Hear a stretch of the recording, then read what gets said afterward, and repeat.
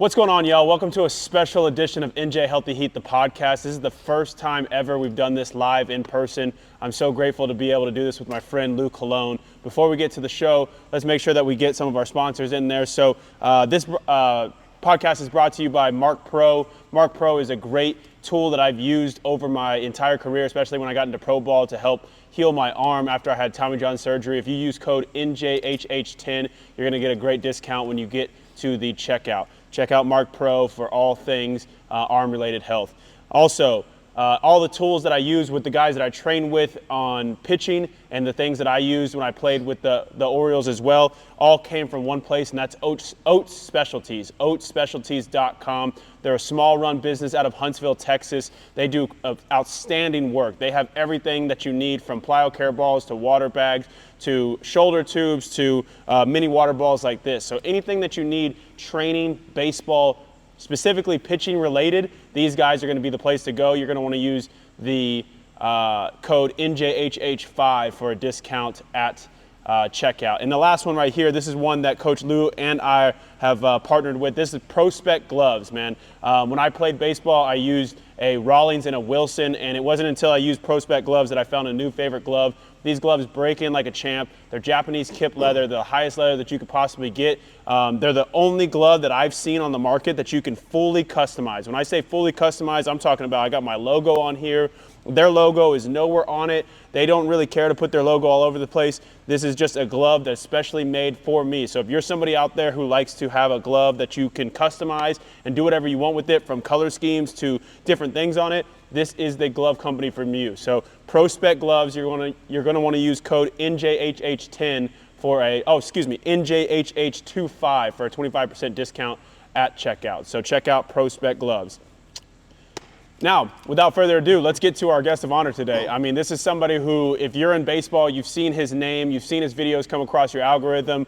He's somebody who, until recently, I had no relationship with, and now, as of late, I'm honored to be able to call him not just somebody that I work with, but a friend. So I'm super excited to jump in. This is Lou Colon, and without further ado, man, go ahead and give us the spiel on who you are and how you got to this point, and then we'll dive in a little bit deeper. Yeah, it's funny how we met. We actually met about a couple months ago. He's been reaching out to me, and he surprisingly sent me a note or an email, text message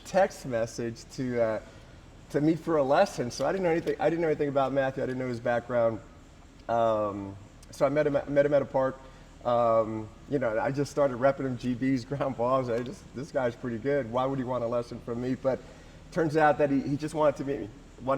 Wanted to pick my brain and see if we can collaborate on some projects. So since then, we've collaborated on a couple projects that we're looking forward to come out soon. So I'm glad to be here and do my part to help you as much as you can with your journey, for sure. Definitely. Yeah, we've got something coming out. We'll talk about that later. But, let's go ahead and touch a little bit on your background in baseball, right? You're an infield guy. You've been all around. You've got 28 years in the coaching world. Yeah. You've got world-renowned clinics that you run. You've been a coach in the NCAA. You've worked for NJTIS or NJ, what is it, NJIS? NTIS. Sorry. But prior to all of that, you were a professional baseball player as well. So when you kind of reflect on your life, can you kind of tell us how you got to that point of where you're at now? Like, walk us through your childhood of growing up and getting to pro ball. Sure. Well, like any other player, every young player has their dream to play professional baseball. I was able to play in college and played. My professional career was in Santurce, Puerto Rico. And once my playing career was over, I jumped into coaching immediately. Started off as a high school coach for about 3 or 4 years, and jumped into college coaching for about 13 years.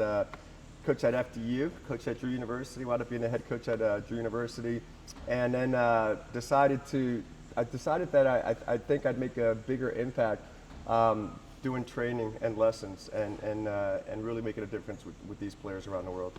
Definitely, Yeah. man. Definitely. Yeah. And so, let's talk about your experience with scouting. I think that's one of the areas that I want to talk to you first. We kind of had a conversation about it, and we said we'd save it for the podcast. So when you were with NJIS, and you were NTIS. NTIS. Dang, I got to get that better. Okay. NTIS, Yeah. and you were scouting for, it was USA Baseball, correct? Yeah, USA Baseball. So NTIS is a selection series.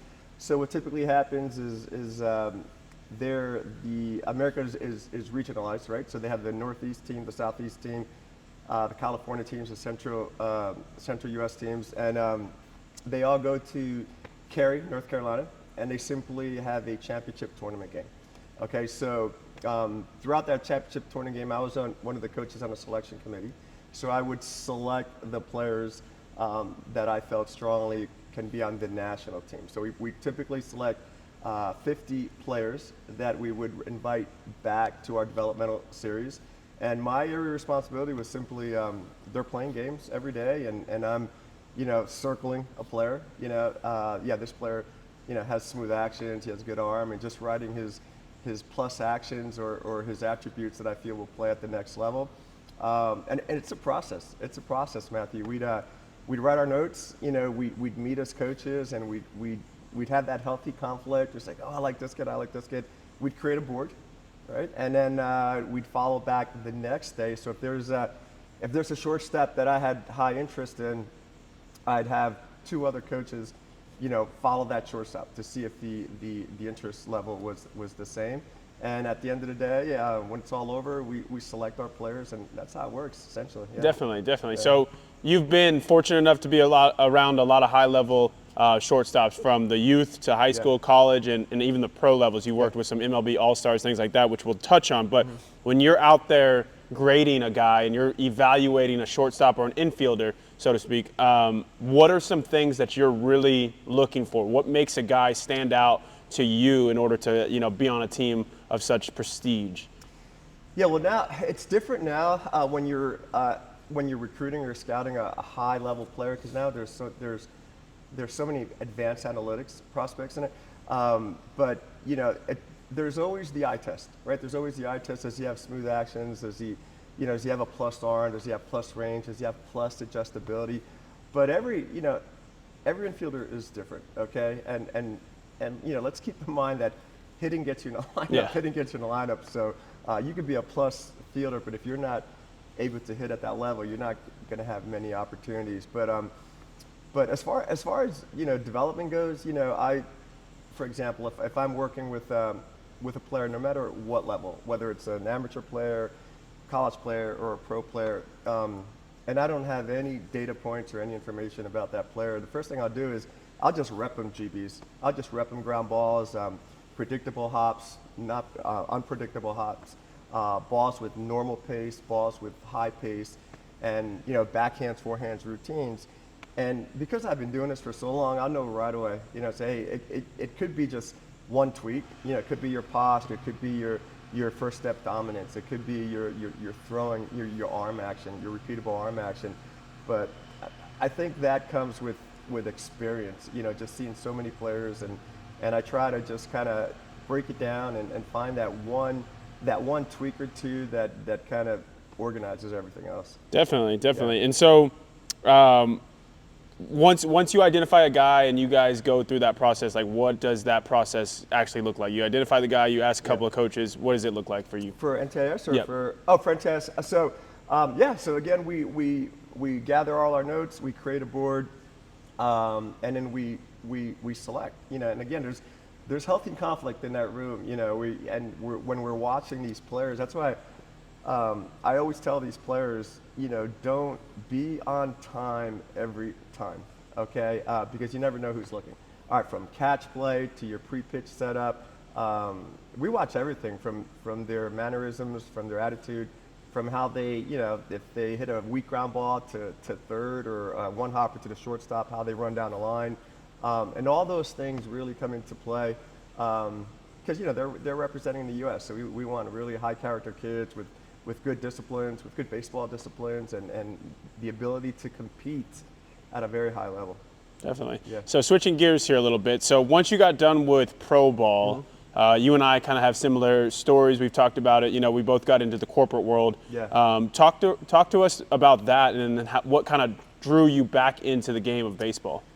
Yeah. It's a funny story. So once I was done with pro ball, actually, went back to school because I initially started at junior college in Florida. Played my professional career for a while, and just really jumped into the corporate America world, and did what I had to do, and work hard, buy a house, do all the things, check those boxes, I guess, and I think about 7 years into it, I just decided this was not for me. I wanted to really get into development and coaching, and start off as, again, a head high school coach. Jumped into college, have done stuff with professional teams, work stuff with USA Baseball, and now, I love what I do now. Just travel around the world, running my clinics, working with players, making a difference, making an impact. That's what really drives me and motivates me. Definitely. So, what kind of when you're getting started into high school baseball, right? What was the goal at that point? Was it to be where you're at right now, or like how did you get? Oh my gosh, that's a great story. So, I actually was the head coach at the high school that I attended, it's funny because I was not a teacher at the school, so it's uncommon for an outside person to come and coach a program. And the program was in shambles. It was under 500. The AD actually reached out to me and said, hey, we need somebody to come here and change the culture and change the program. So the first thing I did, Matthew, is with my money, I purchased Warrior baseball t-shirts, right? And I got them all nice hats, and I told everyone, hey, the first day of practice, I want everyone in the baseline in the gym, because we're in the Northeast, and gray baseball pants, your Warrior baseball shirt, hat, be on the baseline at 3 p.m. So I wanted to set that culture from day one. Hey, we're going to dress like a team. We're going to practice like the team. And it's amazing when you work with less talent, you really become a good coach, because you're teaching players at that age the basics, like catch play, throwing, throwing accuracy, throwing velocity, basic footwork stuff. So there are many times I'd stay late, and work with players individually, and you really learn how to be a good coach. And to my surprise, that year we actually finished over 500. We got into states. We were eliminated in states, but a couple years later, we grew, and those simple concepts, building a culture, building an attitude, working hard, really mastering the fundamentals, and really having intent in everything we do, from catch play to short hop picks. Really work on the basic stuff, and yeah, that was a really good coaching experience for me. And then I moved on to college and so on. Definitely. Yeah. And so, you're regarded as one of the top infield minds, not just at the youth level, but even at the overall baseball. And people regard you that. And, that's just not me. That's, the colleagues that I've seen out there, everybody who I talk to about you.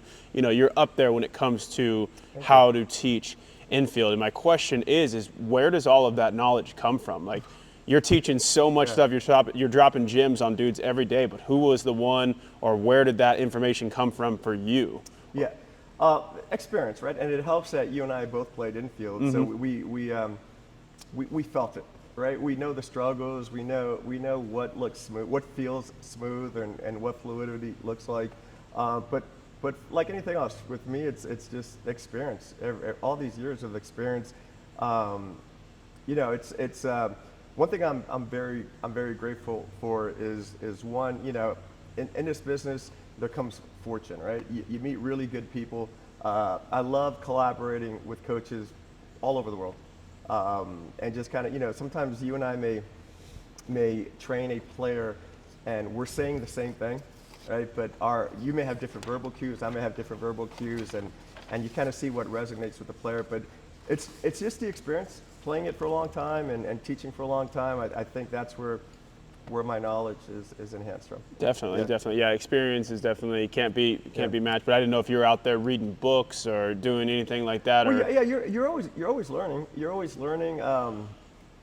It's funny because social media it's really really deep into every player, and I think it could be good and bad, right? Social media, it's funny because I think most people think I'm a big social media guy, and we talked about this. I'm really not. I try to stay away from my phone as much as I can, unless I'm posting some information that I feel is valuable out there. But I try to contextualize social media, right? I try to use it kind of like a library, right? And it's amazing because I'm always looking at for new footwork, movement drills, and I follow, quite honestly, a lot of soccer players, a lot of boxers, a lot of tennis players, because those are players who really have to focus on quick movements within their radius, right? Kind of like an infielder within their fielding radius. And it's amazing how tennis players move and soccer players moves, and their ability to control their body movements and that center of access and have that really quick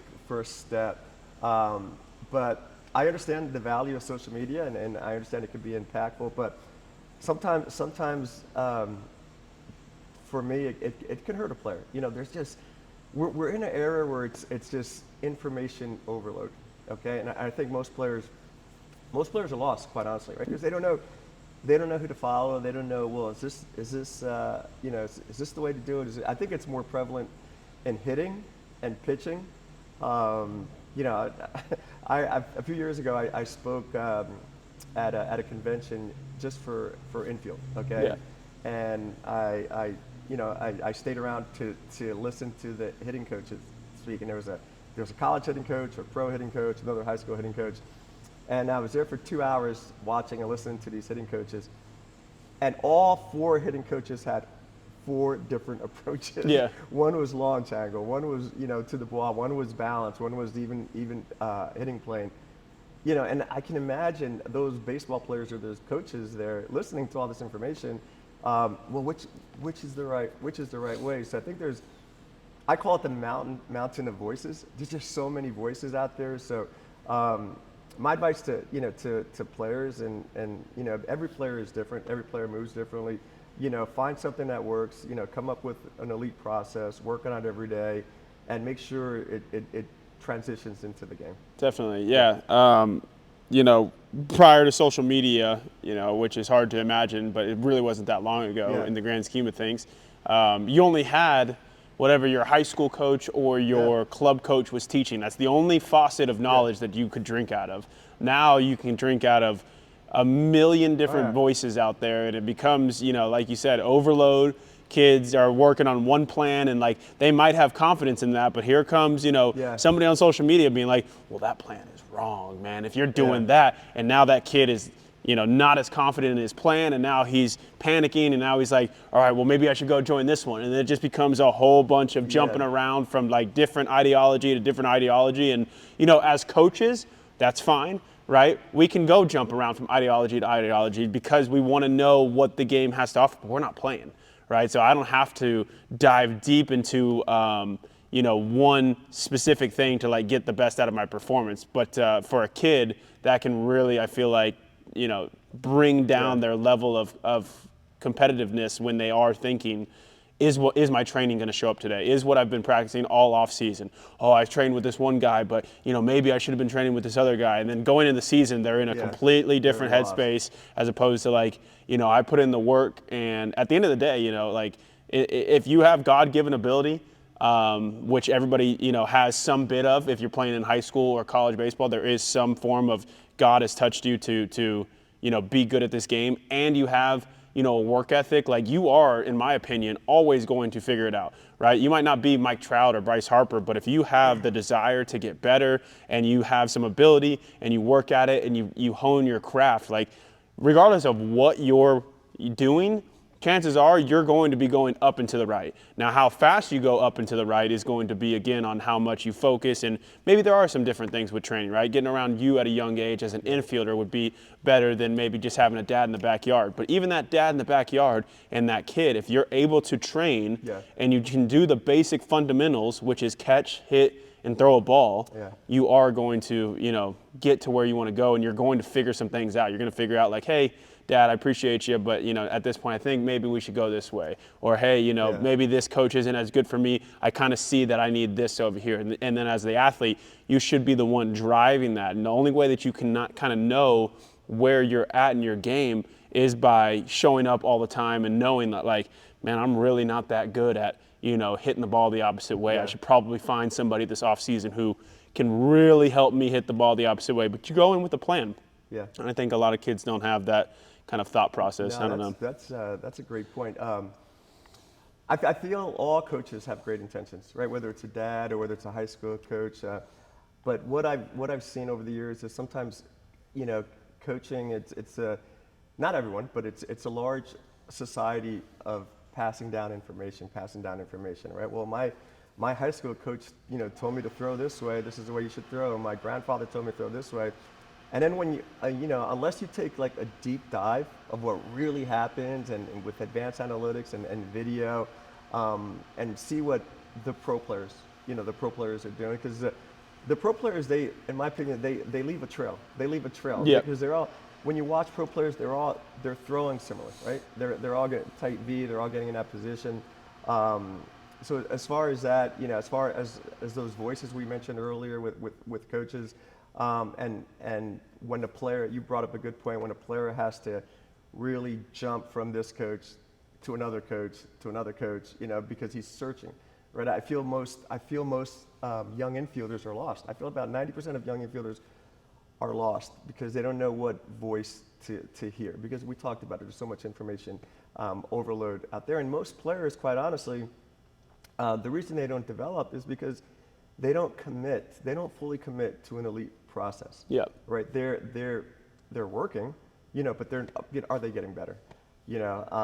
So, for players out there, know your strengths, know your weaknesses, come up with an elite process and commit to it. That is non-negotiable. If you commit to an elite process and you work on it every day, you will see results exponentially. What does it mean to commit? Like, what's the difference between a guy who's, half committed and a guy who's fully committed? Like, where do you draw that line for you? That's a great thing. So, for example, let's say you're a young player, you're a high school player or a young college player, and you have trouble with the backhand. I always ask players, hey, what do you need to work on?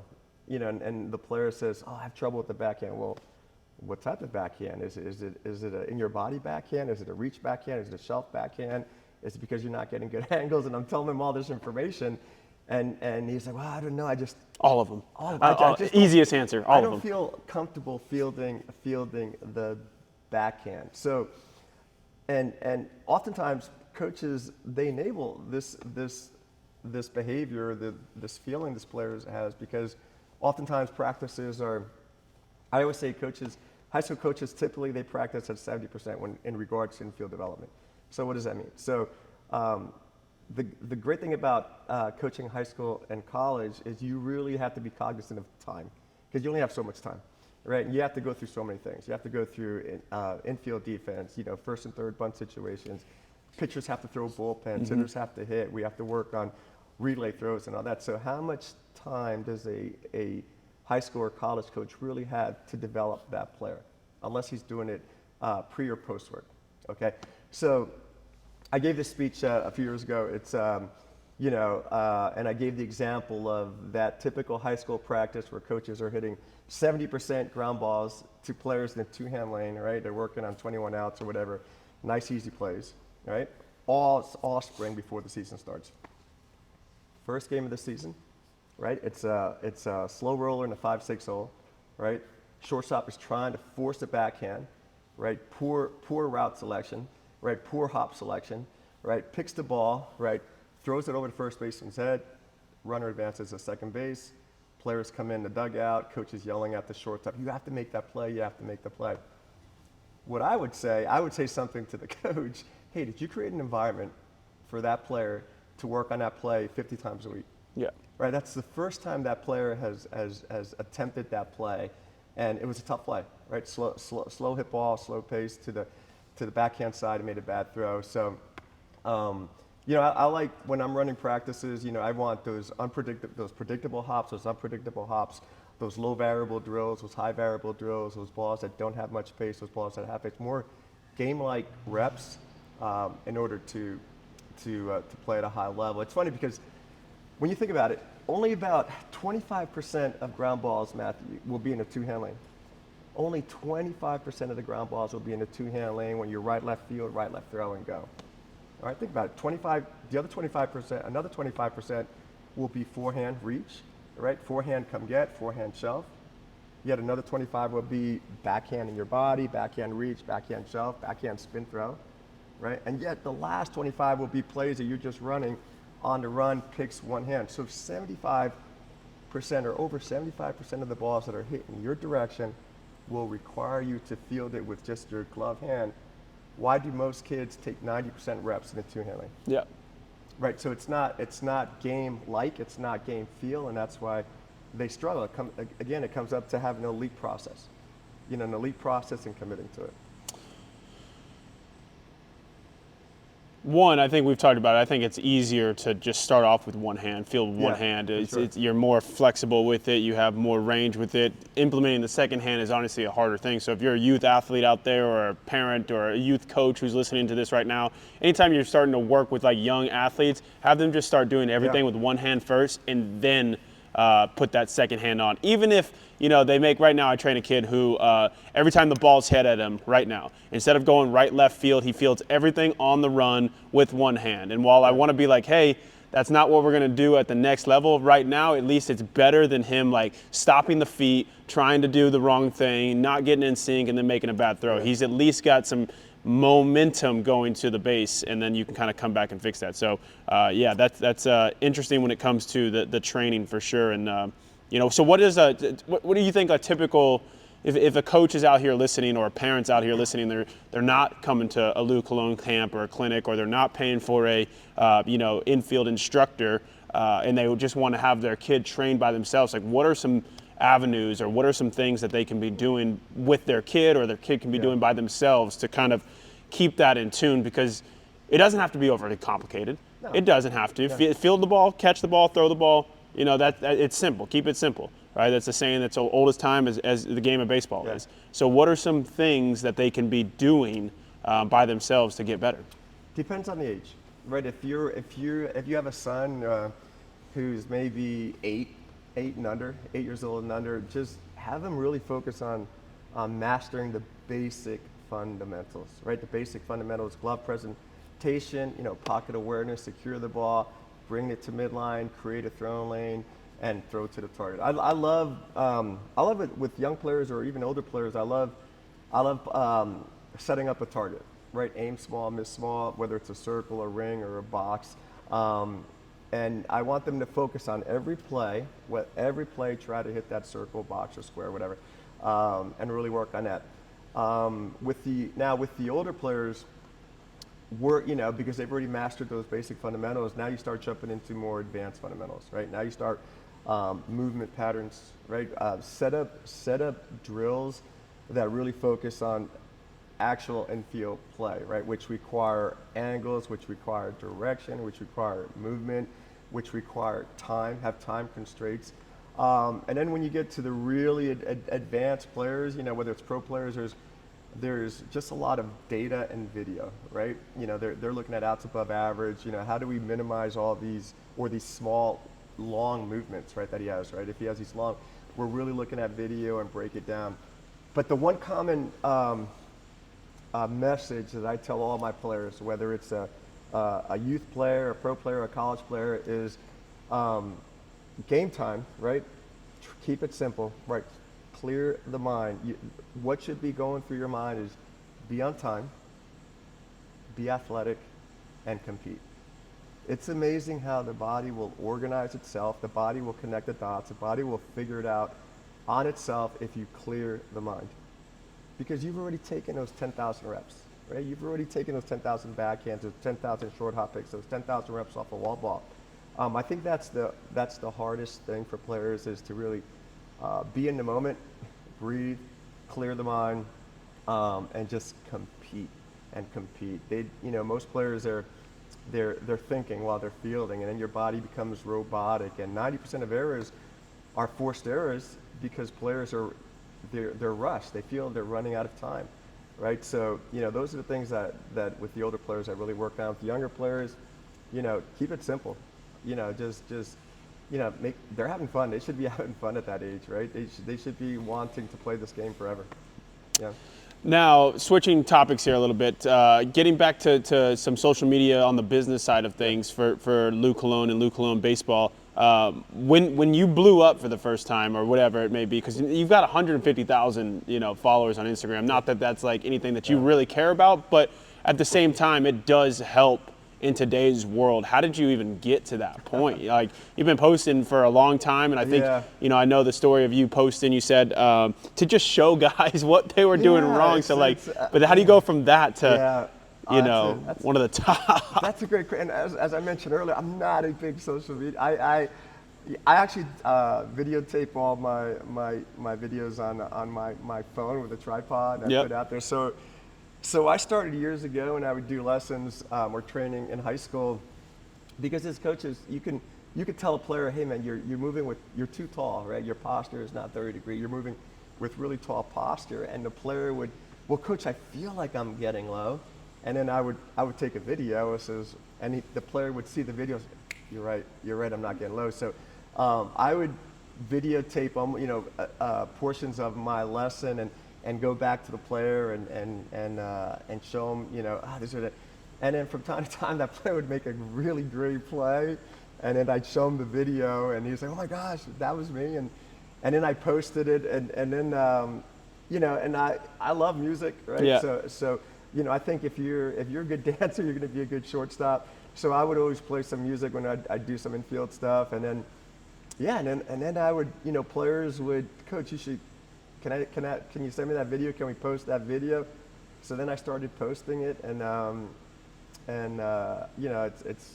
it's unbelievable, the audience and the outcome, and now I do it, because I feel I can teach people. I try to keep it simple, and I don't videotape every lesson. I don't videotape every clinic, but some of the clinics that I do, and so I'm lucky and grateful, for sure. Definitely. And so you do run some of the world's biggest, infield clinics. You do them all around the world. You've been fortunate enough, you've told me, to go and do them in different states, different parts of the country.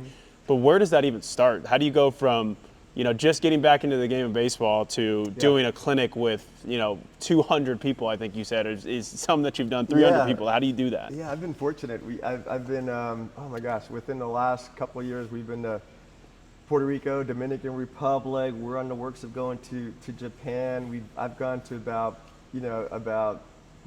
18 states in the U.S. Typically they reach out to me. And organizations reach out to me, and we'd love for you to work with our org. Whether it's the 17Us or the young players. I'm getting a lot of softball too, I mean, you were with me in Utah. We had a great event out there, and it's I don't know, I love it. I love teaching. I love making a difference. I feel that's my strength is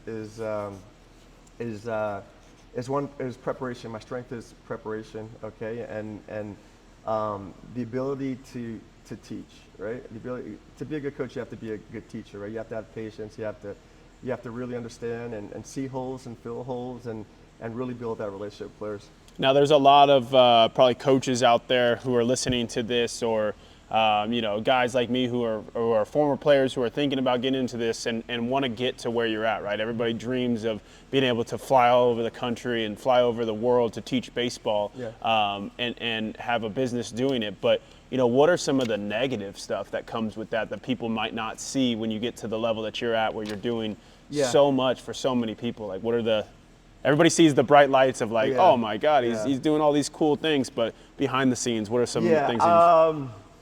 I wouldn't probably say it's a negative, but it's you only have so much time, right? You have only so much time in the day, and there's lots of traveling, right? I was telling you the other day at the airport, I'd much rather drive 5 hours than sit in the airport, 5 hours.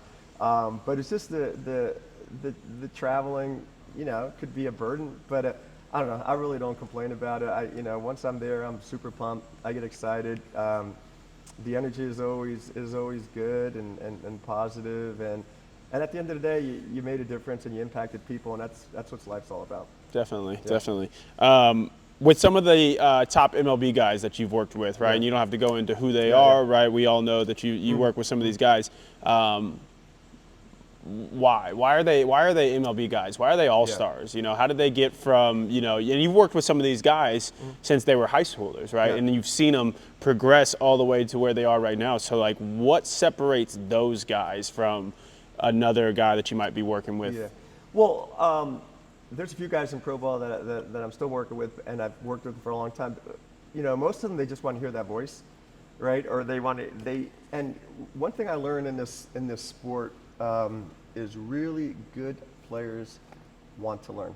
Really good players want to learn. They want to learn something that's going to separate, because it's all about separation, right? It's all about, at every level, you know, how do you separate yourself from the other infielders to advance? So they all want to learn something, listen to a different voice. I try to keep it simple. You know, again, I try to just simply find the holes in his play and fill them, right? And again, with the advanced players, the pro players, you really have to look at a lot of video, a lot of data, you know, because a lot goes into it is how do they feel that day, right? You know, if they're traveling, whatever. With young players, you know, you can kind of go over all these things, but I try to incorporate video, try to incorporate, you know, basic drills that will help you with that play, and just reinforce those drills, you know. And the one thing I learned about pro players and amateur players is it's amazing how pro players, they keep it as simple as can be, right? They keep it, you know, and sometimes I see these younger players, particularly with hitting, I think, you know, they're just, it's just so much information. And again, as a coach, you know, sometimes you just have to get out of the way, right? Sometimes you just have to like keep it simple, let his natural ability take over, and just maybe tweak those couple things. Yeah. And so you've been in the game for a while. Has there anything that's been changed in fielding over the last, you know, handful of years, 10 years, or since you've gotten in? I feel like hitting and pitching is changing almost every decade like clockwork, some new form of technology and new style of training. But have you seen that on the fielding side? It's funny. You and I we had this conversation a few weeks back. It's the players are more athletic, right?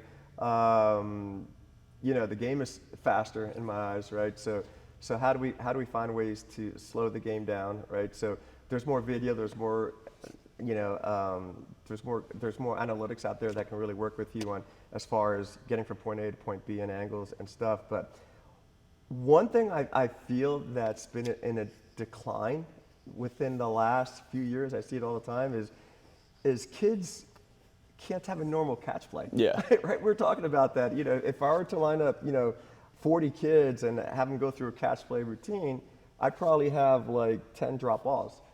You know, and then we'd have to break down how to catch and be athletic. I think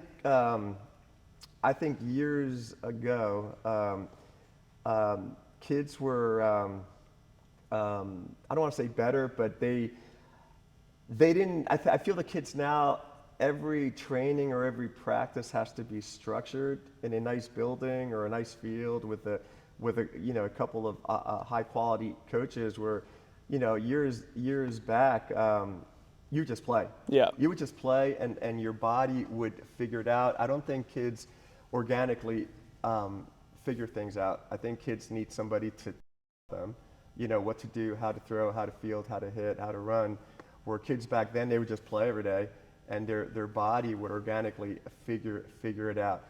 The one thing I would end, you know, I feel that and again, it's my opinion, right? The overall masses of players back then, maybe like 20 years ago, they were better players because they played more on their own. I feel now maybe the top 10% of players, maybe I should word it this way, the top 10% of players now are more gifted and more talented than the top 10% of players maybe 20 years ago. However, I feel the 80% of players back then were probably better than the 80% players below today. Yeah. Because back then kids just played, right? And they figured it out. Today, those 80% players, you know, they're hearing all these voices and they're lost. They don't know what to you know, who do I listen to? What habits? They don't have an elite process, and they're probably not having fun. You know, they're probably not having. So that's just my opinion. And opinion. how does somebody go, or as a baseball community, how do we tip that scale back into our favors of kids just playing? You know, is it a phone thing? Is it you know, for us up here in the Northeast right now, is it a weather thing where you can't, It's you know, it's like distractions. Kids are distracted. There's just so many other things to do. Kids are on their phones. There's so many other things to do. Or when you and I grew up, we just go outside and play, right? And now kids, there's just they have other interests. They have other responsibilities and what have you. So, but there's been distractions across all of society, right? So it's like, they might not have you might not have had a phone, but you had TV. Yeah. Right. So like that was y'all's big distraction, and then your parents were like, well, man, they got the TV with the color on it, and the pictures are big, and they got the Segas out, and they got the Nintendos. Yeah. So like it's not like a new thing. I think it's the phone is definitely taken strides, and the phone itself is more addictive than any video game that I think we've ever had. And it's almost like having every app is its own video game. So you're basically switching from dopamine to dopamine. Like you're just, all right, Instagram done, Twitter done. Before you know it, you're 4 hours in. And, I've fallen victim of speaking on this because I've done it myself. Yeah. But I'm curious, like where we go from there, and how do you get kids like back into just play mode, hey, let's all meet up at the park and like, let's just play until the sun goes down. I'm sure some kids out there do it, but we'd have to agree that the mass majorities are swinging into more time inside on computers, on watching TV. I mean, don't get me wrong, man. They make shows so good now. They make little YouTube videos so good. They're just pulling you in that direction, but you almost have to, as an elite athlete, pull yourself away and be like, all right, I got to create time.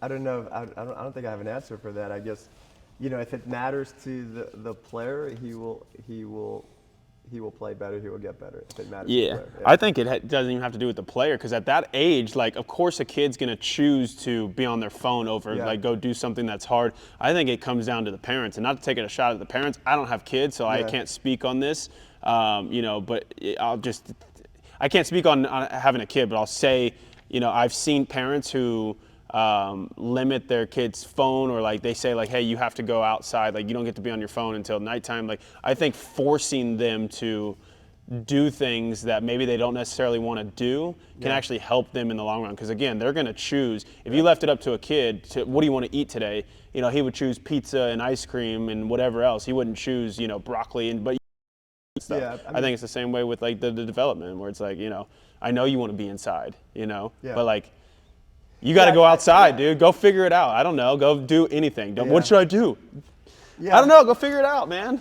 Don't come home. Yeah, I mean, the parents do have a huge part in their life and their development, but the kids have to want it too. Yeah, for sure. Yeah. So where do you see the infield going from here? Is there anything that you see? I mean, it's getting better. We mentioned that the players are stronger, faster. But hitting gets you in the lineup, right? Hitting gets you in the line. You could be the best. You could be the best minor league infielder in all minor league baseball, but if you can't hit major league pitching, you will probably not play in the big leagues. But yeah, as far as the development is getting better. There's really good coaches out there. It's funny, if I could share a quick story. I love to collaborate with people like you. Love to collaborate with great infield coaches around the world, and most of them have a social media presence. But he's a good friend of mine. One of the best coaches that I work with was Coach Valdez. Shout out to Coach Valdez. He's with the Giants organization up in the Dominican Republic, and I had an opportunity to work with him for a week, and talking. Speaking of learning as a coach, right? Because to be a good coach, you have to continue to learn, in my opinion, and continue to grow, right? Just like a player, you have to continue to learn and continue to grow. And I love to learn from every coach, right? Sometimes you learn what to do, sometimes you learn what not to do, right? I'm not doing that.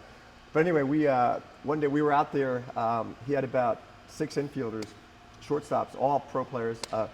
And I just was tagging along with him and hitting fungos with him, and he had all 6 infielders at shortstop. and he was just repping them GBs, repping them ground balls, right? Slow pace, high, fast pace, and a couple of them were not getting in the right position. A couple of them were forcing the two-hand instead of pressing through or merging. And hey coach, can I go out there and work with them? Because I just wanted to teach, right? Yeah. And Coach Valdes said, no, just stay here, just keep hitting fungos. And I'm thinking to myself, why? How are they getting better? How are they getting better? And his lesson was kind of like to stay out of the way, right? So his lesson was, the thing is, when you have, Matthew, you have 6 elite pro players there, right? And you're repping them all GBs, right? But there's always going to be one player that's better. And you could see it, right? That one player that has plus actions, that's always seems to get that short hop or that long hop, always seems to work through the ball, right? And the great thing about it is the other 5 players, they know this. They know this, right? So I'd watch him just repping them GBs, and then he would say, Coach Lou, just watch how they teach themselves. And every time that one player, the best player, because typically if you're hitting, let's say you have a line of 6 infielders and you're repping them ground balls, right? You kind of pick, you throw to first, and then you get behind the line. You don't even look at the next player. But every time that one elite player went, you would see all the players turn their back and watch what he was doing, right? He had like a pre-tap to set. He would tap his glove, right? He would turn his glove thumb down. His hinge was perfect. Like he really broke down his footwork. And then the other players would watch him do that. And it was a great thing to see because to me, that was the best teaching moment for those kids, instead of me walking out there and saying, hey, you have to, break down, your glove presentation is a little late.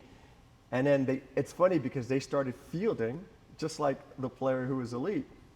And then I said, Coach Valdes, that was the best teaching moment for me as a coach. So, sometimes you have to just get out of the way. Your body will organize itself.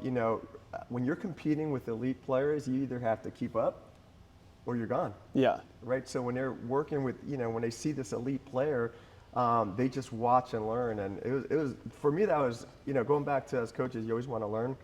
To me, that was a great learning experience. Coach Valdes, he does not have a social media. Right? Can't find him. He's one of the best. He keeps it simple. He's been doing it for a very long time. I still call him maybe once a month, pick his brain on, hey, how do you explain, in your body backhand, or how, what things that you see with elite players. So I was very fortunate to meet him and meet you and meet all these amazing coaches. That's the one thing I think that's one thing I'm proud of, working with some of the best coaches in the world.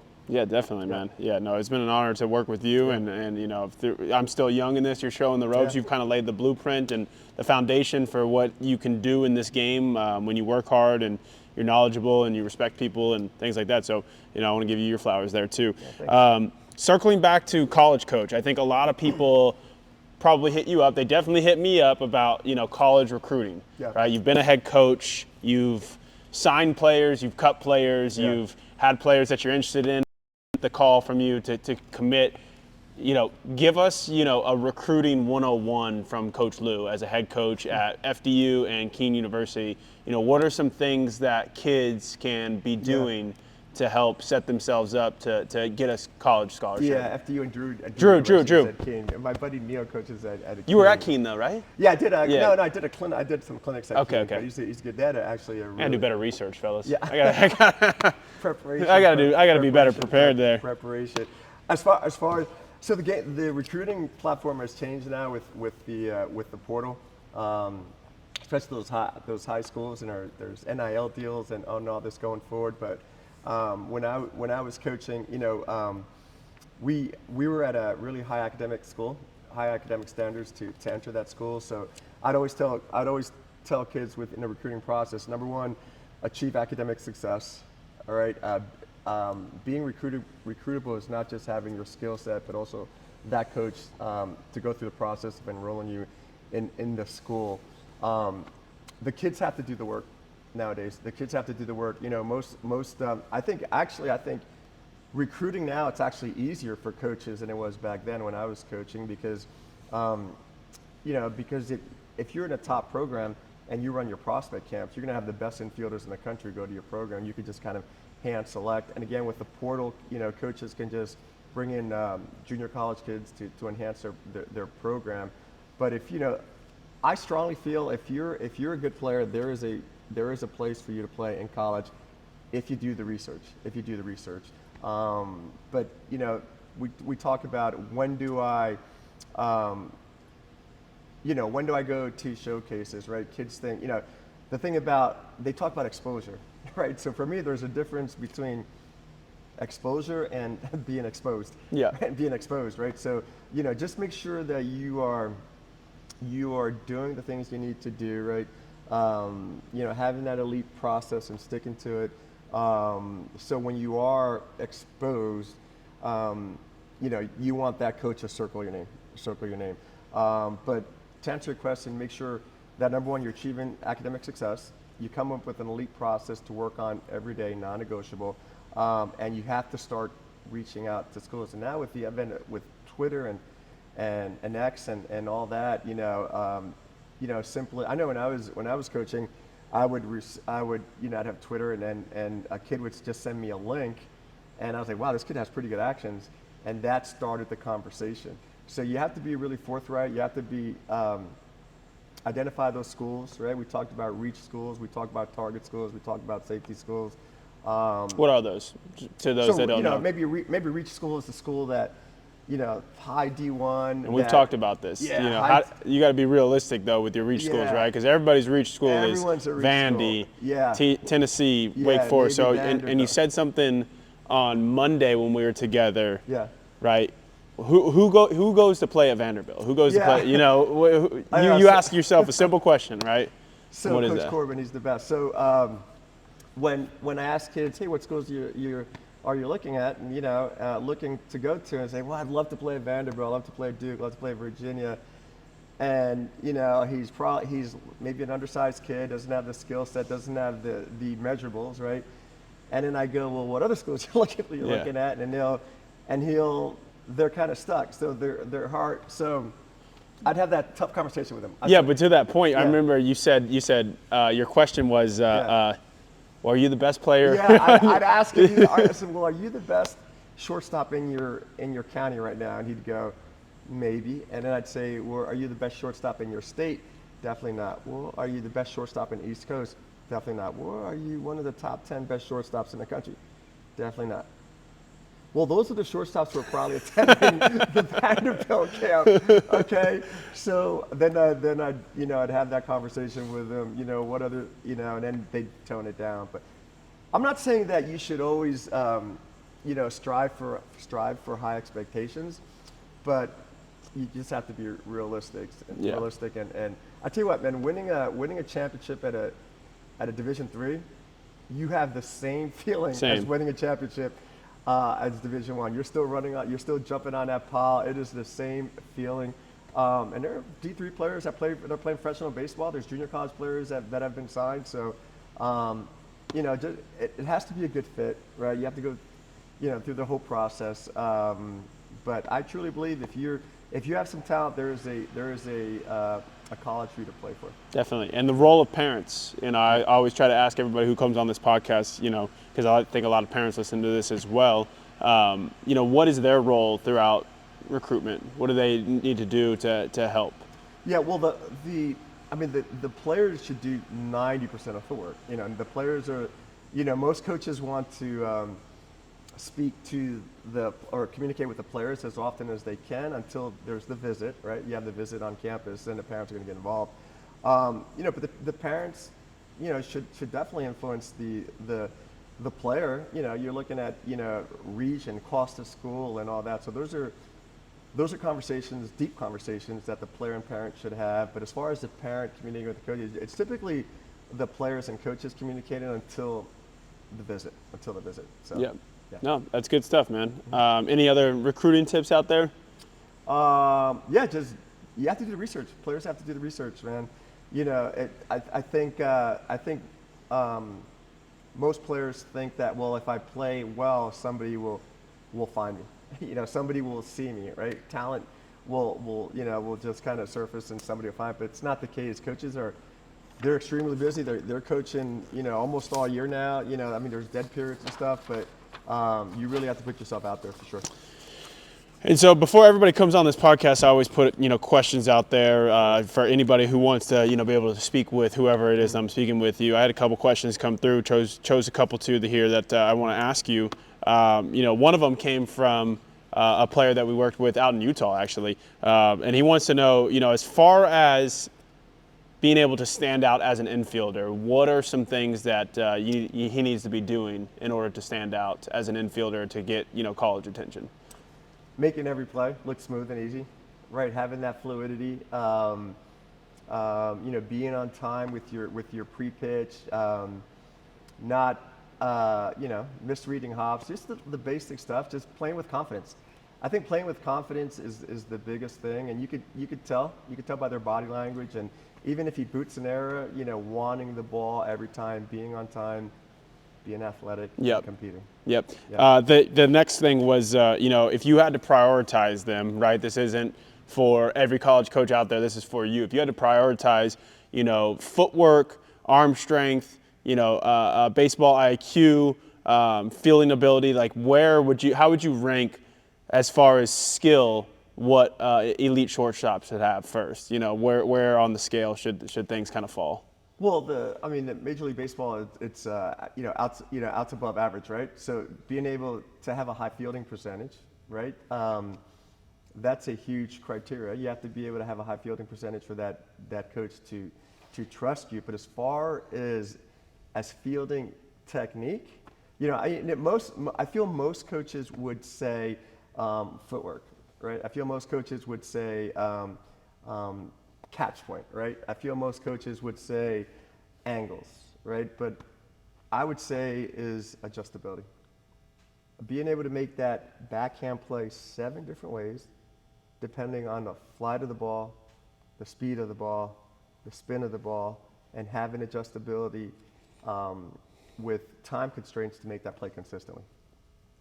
Adjustability. Gotta love it, man. And that only comes from doing it so many different times. Yeah. And feeling confident in 7 different ways to do it, right? It's just like, for me personally, I struggled with fielding the ball on the run, 2-hand. That's a very elite athletic play. You have to have good mobility, fielding it with 2 hands on the run. So I shied away from it. I never really tried to do it in practice. I never really tried to do it in the game, but I limited myself on plays that probably required that, and I tried to force my body to get around, or I tried to go backhand through the 6-hole, or whatever it may be. But having adjustability is easily said, but again, it's hours and hours of work on every single play to get to the point where you feel comfortable fielding it 7, 8 different ways and being able to make that play consistently. It's funny you say that, because we mentioned earlier, when I'm working with a kid and I ask him, hey, what's your most challenging play? And it's the backhand play. And then we broke, well, which type of backhand play? And then I asked him, okay, well, how often do you work on it? Not often enough. Well, tell me how often you work on it. Maybe once a week, whatever. So, imagine if you had trouble with in your body backhand on a slow pace ball. That was your number one challenge right there. I would just, do wall ball. Do wall ball. I was about to just bring that up. Every when you say that. day in 10 minutes, right? I've done it in my career. Matthew's done his whole career. In 10 minutes, you could throw the ball against the wall 100 reps. So I was telling the players, in 10 minutes, you can field 100 backhand plays in your body backhands, the balls that you're struggling. Making sure you're fielding that ball more in the fingers of the glove. Making sure you're presenting early. Make sure your catch point is out in front. 100 times a day, 500 times a week. If you do that for 21 days, you will be the best infielder in the state, fielding in your body backhands. I'll tell you guys this quick, easy progression, because you're going to be like, well, coach, I don't have a place to go. Start with this. Start with a tennis ball and just your bare hand. You don't need any equipment. Just start with a tennis ball and your bare hand. Then get if you just have your glove, you can find lacrosse balls everywhere. Start throwing a lacrosse ball against the wall. Those create really, really difficult hops. I like lacrosse balls, and I know Coach does too. They're about the same size as a baseball, in your hand as far as the weight too. And then from there, if you have a net or you have somebody to hit you fungos, things like that, that you can throw into, then you can start working a baseball. But you don't have to rely on a baseball in order to get your work in. If you just play simple wall ball, I grew up playing actual wall ball, behind the fields that my brother was playing at or wherever we were at, just playing, throwing a tennis ball against the wall. And I think that is, I attribute a lot of my athletic / fielding ability to the game of baseball. I think you've mentioned that too as far as the youth kids go. So playing more wall ball I think needs to come back, and that might be one of the answers to what we talked about. Mandatory wall ball across the United States. We'll implement that in for all baseball players. Got to play school for wall ball. For wall ball, man, for wall ball. What's something as a young infielder you wish you knew that you could go back and teach your younger self as far as infielding goes? Ooh, that's a great question. I'm glad, I'm fortunate with my training as a youth player, because my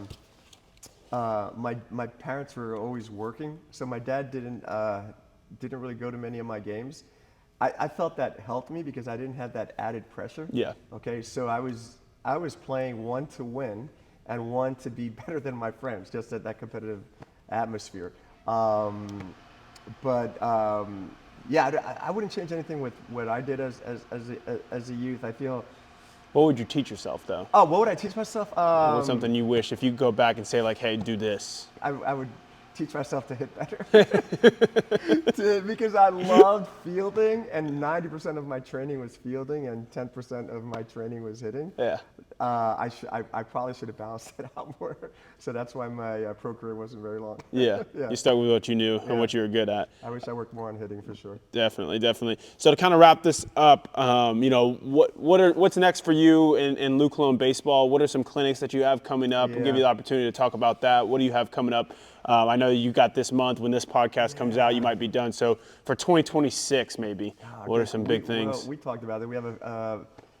We got a couple pro teams reaching out to me to work with them. We talked about this. I'm not quite sure if I'm going to make that decision yet, but we're in. It's December now, so I'll be in Northeast. Then I head out to Texas, your hometown. Yeah. So I have a couple clinics there, and then I'll be in Tampa. So typically this time of year, I go to Florida to work with a few pro guys before spring training. And then we'll see where it goes from there. But we have clinics all over the country. I'm sure I'll pop out somewhere. Definitely. Yeah. And then, I want to give just a little bit of time, not to crazy plug it, but just the things that we're working on, man. I'd love to talk about what you're excited about with what we're going on. So for those listening here, Lou and I have spent plenty of days, many of hours. It's been going on a couple of months now that we've decided that we want to get you guys the most information possible as far as middle infield play goes. So we dedicated, many of mornings, hours and hours of shooting, editing, all of those things to bring to you a complete package of everything that you would need to know as a middle infielder, how to turn double plays, the mindset of where to hold yourself when you're holding runners on, making plays on the run. Lou has got a ton of different drills that we were able to shoot with some of these players, put them in there, second baseman work, all of those good things. We just felt, there wasn't enough infield instruction, and we get hit up all the time. He's somebody who travels all the time, and people want his time, and this is a way for him to be able to say, like, hey, even though I'm doing these things and I might go do pro ball and I got to go hang out with the guys, the pro players in Florida, here's all the things that, I could teach you. And while he might not be able to be there in person, it is his teachings. And so I think this is going to be something that, you guys are going to benefit from. It's going to be something that once you buy it, we're going to continuously update it for years and years to come. It's a one-time purchase. You'd have it for life. We'll keep adding drills in there. We'll keep adding different things that come up in the world of baseball. But, I'm excited to get it out with you. And, I'm curious on what you're most excited about when it comes to the middle infield package that we're kind of putting together. I love it. Matthew and I, we spend hours out there. Some days were colder than other days, for sure. But what I think separates us from other infield packages is we really focus on the important things, the things that are truly going to help you develop as an infielder, as an elite infielder. We shared concepts, from obviously the developmental part, what the body should do, but also the mental part of what the body should do. So I think it's a really good, valuable tool for not only players but coaches and parents. There's insights in there that are life changing as far as infield development stuff. So we really spent a lot of quality time, and I had a good time doing it. And it's going to continue to grow. It'll continue to grow. Bring you out to Florida so Yeah. we I would love to. We can throw. Do you guys know that Matthew threw 100 miles per hour across the diamond? They know. I just wanted to tell people. because That's my you street told cred. me like 40 times. That's my street cred, bro. He has a gun for an arm. So we went over some throwing technique as well, and he has a good process with arm care that's going to be in the video. So it's just a wealth of information from my years of experience and Matthew's years of experience. So it's going to be out soon. We look forward to it. We're going to continue to add to it, but could be a good Christmas gift too. Yeah, definitely. No, definitely. Yeah, we're excited. There's hours and hours. Believe me, I've edited it all myself. This is a project that we've done. We've got really no outside help from it. This is a labor of love, a labor of passion. Hours and hours of content, like you said, from arm cares to warm-up routines to infield warm-up routines to throwing routines to we're going to end up adding some strength and conditioning stuff in there as well, so that you guys can have. I'm going to personally put in some throwing programs that you infielders can utilize depending on which age you are. If you need to get more accurate, you can have one. If you need to have a stronger arm, we'll put that in there. So we just want to give you guys as much information as possible so that you can become the best infielder, or if you're a coach, you can develop the best infielders, or if you're a parent, you can be a part of helping cultivate an elite infielder. So without further ado, man, I think they were going to wrap it up here. That was a great segment there. I love learning from you. I always get to learn a little bit of something from you every time I get the honor of speaking with you, and hopefully you guys at home got to learn a little bit as well. So stay tuned for that infield package that we have coming out. We'll make sure that you guys know. We'll put it on our website. We'll put it on Instagram. Where can they find you? If for the random people out there who aren't one of the 150,000 people that follow you on social media, right? Where can they find me? How do they find you on social media? Not in person. Not in person. Yeah, I don't know how to get on social media. Just go to my YouTube, Coach Luke Cologne 24 on my Instagram and my YouTube. I'm sure if you put Luke Cologne, it'll come up. Yeah. There you go. Yeah, I'll plug it all into the description, whether you're watching this on YouTube or listening to it anywhere you get your podcast. You can look at the description link. I will have his Instagram stuff. And as always, I really appreciate you guys tuning in, to every single one of you. It means the world that you guys take your time to hear me and whoever it is I'm speaking to ramble on about baseball. If you could do me a favor and just support the podcast, just hit the follow button. That does nothing but help. I do not get paid to do this whatsoever. I just don't pay any of the guys that come on here. We just do this out of the love of baseball, and we just share as much as we can. So, continue to support, and I'll continue to provide as much value and bring on guests that can provide as much value as we can.